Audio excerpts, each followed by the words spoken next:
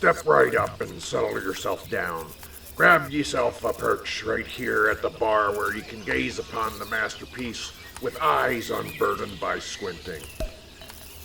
Bard! Where is that dang bard? Bard! Play some tunes for these fine adventurers. Greetings to all ye hardy adventurers. A fine day it is as we embark upon the culminating part of this splendid tutorial. Once again, I'm Thromm Strormbeard, your steadfast guide through this journey, and we're nigh near completion. But before anything else, let's grace this masterpiece with its final coat of finish so it gleams akin to a freshly forged bar of beef grill. Ye best ensure that ye carefully and delicately lay that generous coat across all them parts that might have taken a scuffing in the steps afore this one.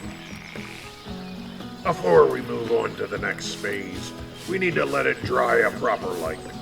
It's best to give it a day or two so it's as hard as me own wife's noggin. Next, with the utmost precision, we'll be hammering in the final pieces of hardware that'll truly breathe some life into this creation.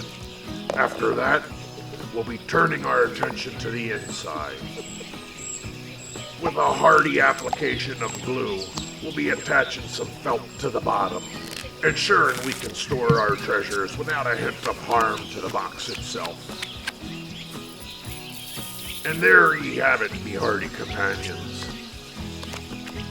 That's the way to transform a humble thrift store crate into a grand treasure chest. I myself will be tossing in some of me own crafted tools and trinkets to keep them tidy, but ye can fill it with whatever ye heart desires. Thanks again for watching. Peace and love. Yours truly, Thromm Strormbeard.